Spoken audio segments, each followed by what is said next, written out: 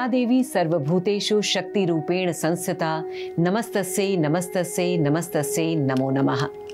नमस्कार। आ गया है शक्ति आराधना का सबसे बड़ा पर्व नवरात्रि और आपके साथ मैं हूं मुक्ता सिंह और मेरे साथ हमारे स्टूडियो में मौजूद हैं ज्योतिषाचार्य सरिता मिश्रा।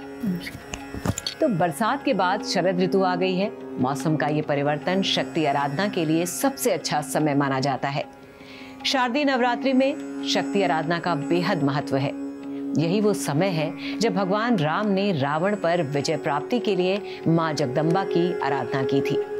उन्होंने नीलकमल जैसे अपने नैनों को भी माँ भगवती को चढ़ाने का संकल्प कर लिया था। बुराई पर अच्छाई की विजय की जीत के लिए आज भी देश दुनिया में माँ जगदम्बा की आराधना की जाती है। नवरात्र में माँ के 9 रूपों की पूजा होती है। क्या है इनकी पूजा का विधान और किस पूजा से क्या फल मिलता है, आइए जानते हैं ज्योतिषाचार्य सरिता मिश्रा जी से।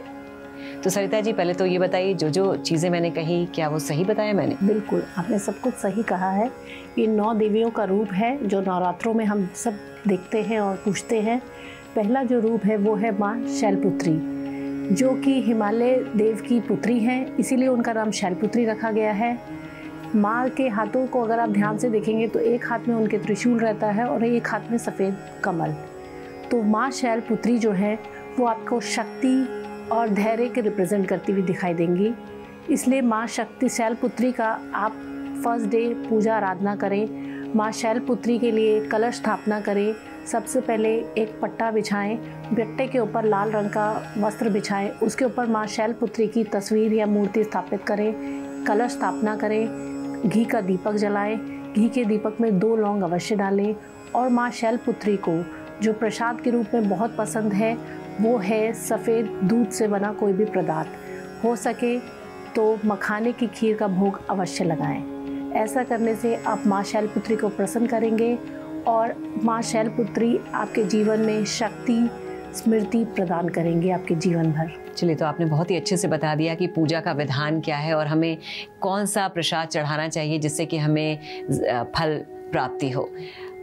किन खास बातों का ध्यान रखना चाहिए जब आप माँ शैलपुत्री की पूजा कर रहे हैं? तो देखिए, खास बातें तो यही है कि बेसिक चीज़ें हों। सुबह जल्दी उठें, नहाएं, स्वच्छ वस्त्र धारण करें, उसके बाद सुबह जल्दी माता का पूजा अनुष्ठान करें। प्रॉपर पूजा करने के बाद माता को भोग लगाएं, भोग समस्त परिवार में बांटें, शांति बनाए रखें, मंत्र जाप करें माँ शैल देवी का कम से कम 108 बार अवश्य जाप करें। उसके बाद आप किसी की चुगली ना करें। सिर्फ व्रत करने से आपको फल नहीं मिलेगा, कहीं ना कहीं जैसे चुगली नहीं करनी है, किसी की बुराई नहीं करनी है। जितना हो सिर्फ व्रत करने से आपको कोई परिणाम नहीं मिलता है। लोग कहते हैं कि हम माता की भक्ति कर रहे हैं, पूजा कर रहे हैं, बट हमें कोई माता कुछ दे नहीं रही है, तो ये ऐसे नहीं देती हैं। इसके लिए आपको बहुत कुछ त्यागना पड़ता है। जैसे कि आपके अंदर अहंकार है, उसको त्याग दीजिए। लोगों के बारे में बुरा बोलते हैं, वो त्याग दीजिए। लोगों को माफ़ करने की धारणा लाइए।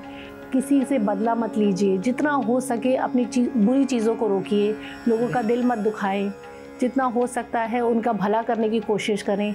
ऐसे कुछ नियम आपको ज़रूर धारण करने पड़ेंगे, तभी जाके माँ शक्ति आपको कहीं ना कहीं अपना फल अवश्य दिखाएंगी। ये बात आपने सरिता जी बहुत अच्छी कही, क्योंकि हम लोग क्या सोचते हैं कि हम माँ की आराधना कर रहे हैं, हम पूजा कर रहे हैं तो वही पर्याप्त है। ऐसा नहीं है। हमको अपने रोज़ के रूटीन में भी बहुत सारे बदलाव करने पड़ते हैं। मन के जो विकार हैं उसे निकालने पड़ते हैं। अब जैसे आपने बोला कि इंसान तो इंसान ही है, हर आदमी पूजा करता है तो कोई ना कोई फल प्राप्ति की अभिलाषा रहती है। तो माँ शैलपुत्री की पूजा करने से किस तरह के फल मिलते हैं? यदि आप में साहस नहीं है, आपकी शत्रुता बढ़ रही है, तो इन सब में आपको बहुत विजय मिलेगी। अगर आप माँ शैलपुत्री की पूजा आराधना करते हैं तो आपका साहस बढ़ेगा, शत्रुओं का नाश होगा और आपको जीवन जीने की सही सलाह मिलती चली जाएगी। और ये सबसे ज़रूरी चीज़ है, क्योंकि समय जैसा भी हो, अच्छा हो बुरा हो, लेकिन साहस और शक्ति सबसे ज़्यादा ज़रूरी है। इसके बगैर जीवन में कुछ नहीं है। बिल्कुल, अच्छे या बुरे समय का और ख़ासतौर पे बुरे समय का हम सामना कर पाते हैं। अच्छा, जैसे आपने बोला कि हम मंत्र का जाप भी करते हैं, तो कोई खास मंत्र जिसका जाप हमको करना चाहिए पहले दिन? हो सके तो माता रानी का मंत्र जाप, सबसे छोटा बीज मंत्र ओम श्रीम शैलाय देवी नमः, इस मंत्र का बीज मंत्र कम से कम 108 बार अवश्य करें। क्योंकि अगर बड़ा मंत्र देते हैं तो ना तो लोग उसको जप पाते हैं और ना कर पाते, क्योंकि आज के इस व्यवस्थित जीवन में किसी के पास समय ही नहीं है जो बैठकर लंबे लंबे मंत्रों का जाप कर सके।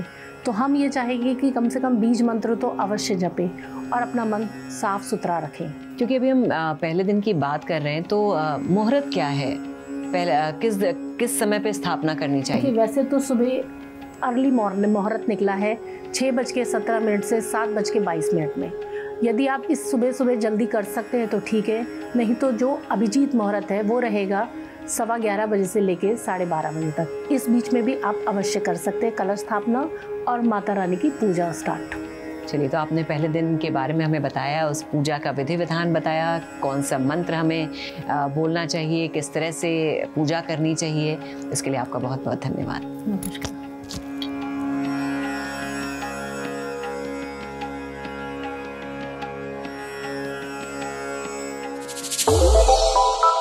श्रेष्ठ भारत पर खबरों से जुड़े रहने के लिए चैनल को सब्सक्राइब और लाइक करें, बेल आइकन दबाएं और देखते रहें श्रेष्ठ भारत।